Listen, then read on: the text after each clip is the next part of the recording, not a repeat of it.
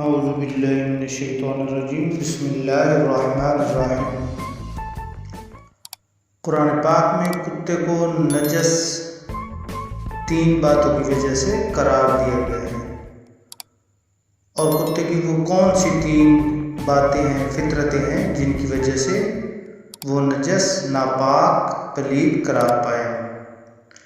کتے کی پہلی فطرت یہ ہے کہ وہ اس وقت جب اللہ تعالیٰ اپنی رحمتوں کا نزول شروع کرتا ہے، اپنی رحمتیں برسانا شروع کرتا ہے، اپنی نعمتوں کی بارش کرتا ہے، وہ اس وقت منہ اوندے کر کے سو جاتا ہے، یعنی ساری رات جاگتا رہے گا۔ جب اللہ کی رحمت اور رحمت خداوندی کا وقت آتا ہے تو اس وقت اس پر نیند کا غلبہ آ جاتا ہے۔ اور کتے کی دوسری فطرت یہ ہے کہ وہ اپنے ہم جنس کو دیکھ کر ہمیشہ بھونکتا رہتا ہے اور اس سے نفرت کا اظہار کرتا ہے۔ اور اس کی تیسری فطرت یہ کہ وہ اپنی غذائی ضرورت پوری کرنے کے بعد جو غذا اس سے بچ جاتی ہے وہ اس کو زمین میں چھپا دیتا ہے تاکہ وہ غذا کسی اور کے کام نہ آ سکے۔ یہ تو تھی 3 باتیں کتے کے بارے میں کہ جو اسے نجس اور لعین بناتی ہیں۔ اب ہم بات کرتے ہیں کہ کتا پیدا کیسے ہو گیا، اللہ تعالیٰ نے کتے کی تخلیق کیسے کی۔ اللہ تعالیٰ نے جب حضرت آدم علیہ السلام کا پتلا مٹی سے بنایا، اللہ تعالیٰ نے فرشتوں سے فرمایا کہ فرشتوں میں زمین پر اپنا خلیفہ بنانا چاہتا ہوں، فی الارض خلیفہ۔ تو زمین سے مٹی لی گئی اور اس کے بعد حضرت آدم علیہ السلام کا پتلا تیار کیا گیا اور اس پتلے کو جنت میں رکھ دیا گیا۔ جب پتلا تیار ہو گیا تو اللہ تعالیٰ نے تمام فرشتوں سے فرمایا کہ اے فرشتوں، اس پتلے کی تعظیم بچا لاؤ۔ تو سب فرشتے حضرت آدم علیہ السلام کے پتلے کی تعظیم بچا لانے لگے۔ تو اس وقت شیطان بھی فرشتوں میں موجود ہوتا تھا، تو جب شیطان کی باری آئی تعظیم کرنے کی تو بجائے اس کے کہ وہ تعظیم کرتا، اس نے حقارت سے حضرت آدم علیہ السلام کے پتلے پر تھوک دیا۔ تو اس کی تھوک جو ہماری ناف ہوتی ہے اس جگہ پر پڑی۔ اللہ تعالیٰ عالم الغیب ہے، اللہ تعالیٰ دیکھ رہے تھے۔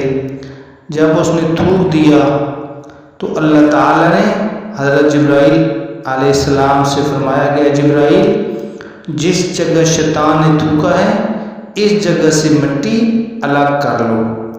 حضرت جبرائیل علیہ السلام نے وہ مٹی وہاں سے نکال لی تھوڑی سی، تو اللہ تعالیٰ نے اس جہاں سے وہ مٹی نکلی تھی اس کی جگہ انسان کی ناف بنا دی تاکہ انسان کی زینت میں اور اضافہ ہو جائے۔ اب حضرت جبرائیل علیہ السلام کہنے لگے کہ اے اللہ پاک، اب یہ جو مٹی نکالی ہے اس مٹی کا کیا کروں؟ اللہ تعالیٰ نے فرمایا کہ اے جبرائیل، اس مٹی سے ایک جانور بنا دے اور اس کا نام کتا ہوگا۔ تو حضرت جبرائیل علیہ السلام نے اس مٹی سے جانور بنا دیا، یعنی کتا بنا دیا۔ تو کتا ناپاک اس وجہ سے ہے کہ اس کے اندر شیطان کی تھوک ہے، اس لیے اس تھوک کی وجہ سے کتا ناپاک اور نجس قرار پایا۔ اور انسان کے ساتھ انسیت اس وجہ سے ہے کتے کو کہ کتے کی مٹی اور انسان کی مٹی ایک ہی ہے، یعنی جس مٹی سے انسان بنا ہے اس سے مٹی سے کتا بھی بنا ہے۔ اور کتا رات کو سوتا اس وجہ سے نہیں ہے کہ اس کو حضرت جبرائیل امین علیہ السلام نے بنایا ہے، کیونکہ اللہ تعالیٰ جس طرح اللہ تعالیٰ کو نہ اونگ آتی ہیں، اسی طرح رب کی قدرت سے، اللہ تعالیٰ کی قدرت سے فرشتوں کو بھی اونگ نہیں آتی، نہیں سوتے۔ تو اس لیے کتا بھی پوری رات جاگتا رہتا ہے، کیونکہ اس کو حضرت جبرائیل علیہ السلام کے ہاتھوں نے بنایا۔ صرف ایک کتا جس پر جنت واجب ہے، جو جنتی ہوگا، وہ اصحاب کہف کا کتا ہے، جس کا نام ہے قطمیر، قرآن پاک میں اس کا پورا ذکر آیا ہوا ہے۔ وہ فرشتے ہیں کہ جب اصحاب کہف غار کی طرف جا رہے تھے تو ان کے ساتھ ایک چرواہ بھی ہو لیا، تو اس چرواہے کا ایک کتا تھا، اس نے بہت کوشش کی کہ یہ کتا دور ہو جائے، چلا جائے، لیکن کتا بھی ان کے ساتھ ہی اس غار کے دانے پر بیٹھ گیا۔ اس وجہ سے نیک لوگوں کی صحبت کی وجہ سے اور نیک لوگوں کے ساتھ چلنے کی وجہ سے اللہ تعالیٰ نے اس کتے یعنی نجس جانور کو بھی جنت میں داخل کرنے کا وعدہ کر لیا۔